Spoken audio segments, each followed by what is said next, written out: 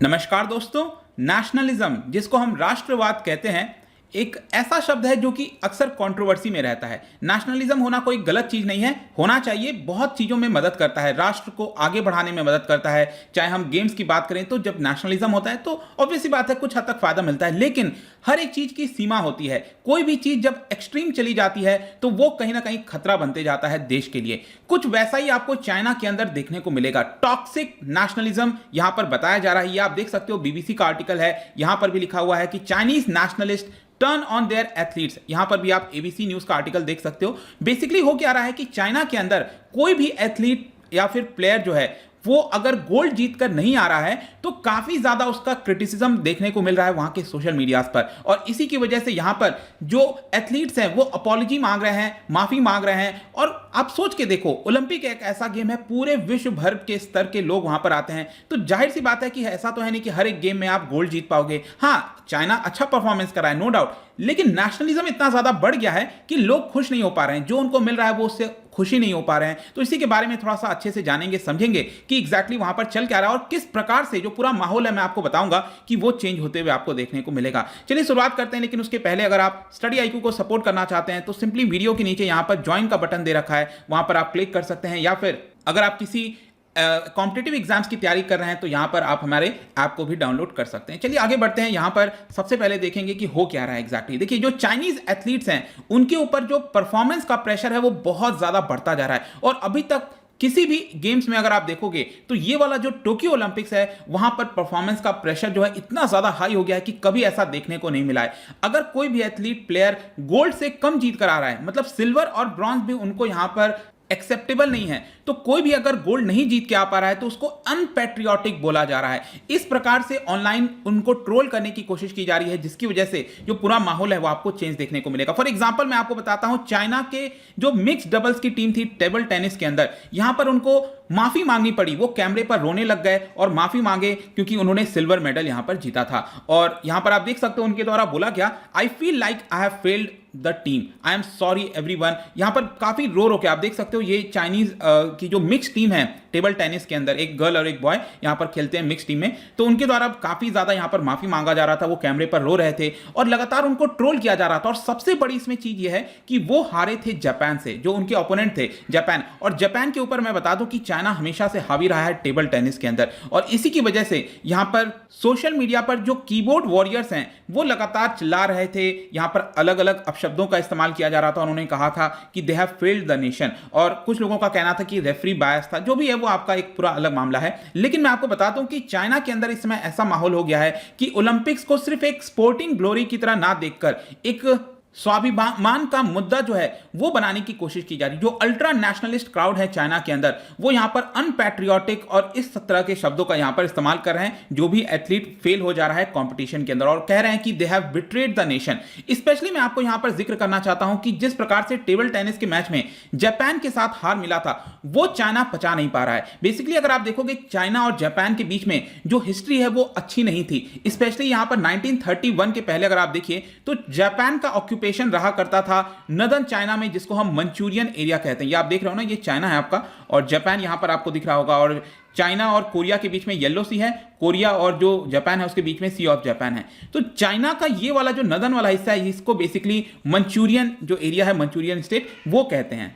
तो 1931 के समय बताया जाता है कि मिलियंस ऑफ चाइनीज को यहां पर जापान के द्वारा मारा गया था। और इसी की वजह से आज भी कई सारी जो यादें हैं चाइनीज के अंदर वो उसको लेकर आहत हो जाते हैं। और यहां पर दोनों देश के बीच में अक्सर जो है आपको टेंशन देखने को मिलता है। तो basically match was not just about athletic event, basically एक प्रकार का कन्फ्रंटेशन, एक प्रकार का स्टैंड ऑफ देखा जा रहा था टेबल टेनिस के फाइनल मैच में चाइना और जापान के बीच में। और जो एंटी चाइनीज सेंटीमेंट है वो पूरी तरह से आपको देखने को मिलेगा। पूरे मैच के दौरान वीबो जो है उनका खुद का सोशल मीडिया, वहां पर लगातार अलग अलग शब्दों का इस्तेमाल किया जा रहा था। और मैं आपको बता दूं कि it is not just about Japan या फिर सिर्फ टेबल टेनिस की बात नहीं है। अगर आप देखोगे तो ताइवान के साथ भी जो रिलेशन है चाइना का वो बहुत ज्यादा खराब है। यहां पर हम देख सकते हैं जो छोटा सा आपका आइलैंड है ताइवान, इसके साथ तो रिलेशन सबको पता है बहुत ज्यादा खराब है। तो यहां पर क्या हुआ था कि बैडमिंटन के अंदर जो डबल्स का फाइनल था उसमें ताइवान से चाइना हार गया और इसको लेकर भी जो लोग हैं वो काफी नाराज हो गए और कहने लगे are you guys not awake, what Krebs,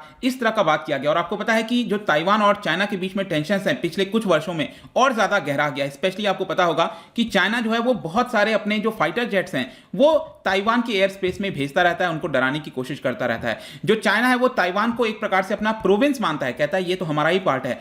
और इसीलिए आप देखोगे जो ताइवान की टीम जाती है उनके में लिखा होता है चाइनीज ताइपेई, ठीक है। और ये बहुत बड़ा मुद्दा है और जो ताइवान है वो कहता है कि नहीं, हम एक सेपरेट नेशन है, आप हमको एज ए सेपरेट नेशन देखने की कोशिश करिए। इसके अलावा सिर्फ यही मुद्दा नहीं, मैं आपको एक और बताता हूं, ट्रोलिंग का मुद्दा बन गया था नाइकी शूज को लेकर। जी हां, जो चाइना का इनफैक्ट पूरे ओलंपिक का पहला जो गोल्ड मेडल है वो चाइना को ही गया था और वो दिलवाया था चाइना के शार्प शूटर यहां पर जो यांग शिन है, तो उनके द्वारा पहला गोल्ड मेडल दिलाया गया था चाइना को। लेकिन उसके बावजूद भी उनको बहुत सी ट्रोलिंग करी गई, उनको यहां पर कटाक्ष किया गया, क्योंकि उनका एक बहुत पुराना एक पोस्ट होगा जिसमें वो नाइकी शू के कलेक्शन को दिखा रही है। वो पुराना पोस्ट था, ऐसा नहीं था कि कोई नया है, पुराने पोस्ट में वहां पर नाइकी शूज को वो दिखा रही थी, शो ऑफ कर रही थी। तो बेसिकली क्या हुआ कि अभी अगर आप देखोगे ना तो नाइकी ने क्या बोला था कि वो शिनजियांग के अंदर जो कॉटन का इस्तेमाल किया जाता है, जो कॉटन फोर्स्ड लेबर के माध्यम से बनाए जाते हैं, तो शिनजियांग के कॉटन का इस्तेमाल नाइकी नहीं करेगा, ऐसा नाइकी का बयान आया था।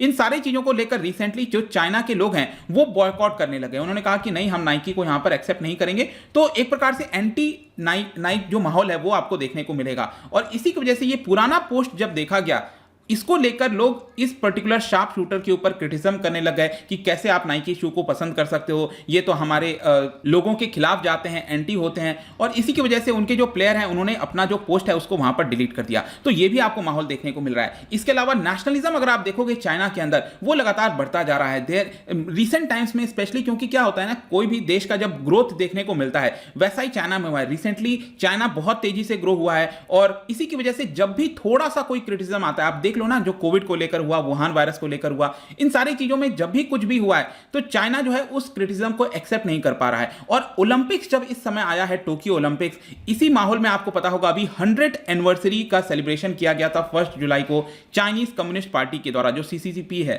और इसके अंदर जो शी जिनपिंग है, अब उन्होंने अपने स्पीच में बोला था कि किस प्रकार से जो चाइना है वो अब ग्रो कर रहा है और वो किसी भी फॉरेन पावर से बुली नहीं होगा। मतलब कि पहले चाइना का हिस्ट्री अगर आप देखोगे तो काफी परेशान किया गया, there is no doubt about that, कि चाइना के लोगों पर अत्याचार हुआ है, फॉरेन पावर्स ने रूल किया है, तो इस तरह की चीजें आपको देखने को मिलेगी। लेकिन अब यहां पर जो चाइना है वो बहुत एग्रेसिव मूड में आ गया और इसीलिए उनका कहना था कि वो फॉरेन पावर के खिलाफ जो है वो आवाज उठाएगा और कोई भी अगर उसको बुली करने की कोशिश करता है, क्रिटिसिज्म करने की कोशिश करता है, तो वो इसको एक्सेप्ट नहीं करेगा। तो जो नेशनलिज्म में वही कह रहा हूं कि अपने एकदम चरम सीमा पर चल रही है और इसीलिए आपको देखने को मिलेगा कि जो एक्सपर्ट्स हैं उनका अब कहना है कि this is where the danger lies. अब देखिए क्या होता है ना, नेशनलिज्म मैंने आपको बताया कि कुछ हद तक सही है, लेकिन अगर वो हद से ज्यादा चला जाता है वो फिर डेंजर में चला जाएगा। जो चाइनीज कम्युनिस्ट पार्टी है वो भी इसका फायदा उठाने में लगी हुई है, वो भी देख रही है कि जो बाकी समस्या है चाइना को लेकर उसको छुपाया जाए नेशनलिज्म के माध्यम से, और लोग उसी के अंदर व्यस्त हैं। और एक्सपर्ट्स यही कह रहे हैं कि जो नेशनलिज्म होता है वो it is like a riding on a tiger, मतलब आप राइड तो कर रहे हो लेकिन कब आप ही के ऊपर समस्या आ जाएगी ये आपको पता नहीं चलेगा, क्योंकि नेशनलिज्म को कंट्रोल करना बहुत मुश्किल हो जाता है। जब लोगों में उफान रहता है, जोश रहता है, आप उसको कंट्रोल नहीं कर पाओगे। और ये पूरी चीजें आपको यहां पर अभी उनके टोक्यो ओलंपिक्स के अंदर देखने को मिलेगी। तो ये पूरा मुद्दा था जो कि आई होप कि आपको थोड़ा बहुत जानने को मिला होगा इसके अंदर। और जाने से पहले मैं आपके लिए एक इंटरेस्टिंग क्वेश्चन लेकर आया हूं, आपको बताना है कि जो ओलंपिक गेम्स है, आपको पता है ये तो हम मॉडर्न ओलंपिक गेम्स की बात करते हैं, लेकिन ये एंशिएंट टाइम से, बहुत पहले समय से ये चलता आ रहा है। क्या आप बता सकते हो कि सबसे पहले ओलंपिक गेम्स को कब, मतलब रिकॉर्ड कब किया गया था? हम कौन से ओलंपिक गेम्स को जानते हैं कि ये सबसे पहले उस डेट को खेला गया था, कौन से ईयर में, ये आपको बताना है। इसका जो राइट आंसर है आपको पता ही है, मेरे इंस्टाग्राम पर तो मिलेगा ही, वहां पर अगर आप नहीं हो कोई बात नहीं, टेलीग्राम से भी ले सकते हैं इसका सही उत्तर। मैं कई सारे एमसीक्यूज यहां पर डालता रहता हूं, स्टोरीज के फॉर्म में आप जाकर प्ले कर सकते हो। बाकी अगर आपको इसका पीडीएफ चाहिए तो टेलीग्राम पर आइए, अलग अलग सोशल मीडिया पर भी आप उनसे जुड़ सकते हैं। और अगर आप सपोर्ट करना चाहते हैं हमें तो सिंपली ज्वाइन का बटन क्लिक करिए, वहां पर बहुत कम दाम पर आप हमें सपोर्ट कर पाएंगे। आई होप कि वीडियो आपको पसंद आया होगा। मिलता हूं आपसे next time, till then thank you very much, see you soon.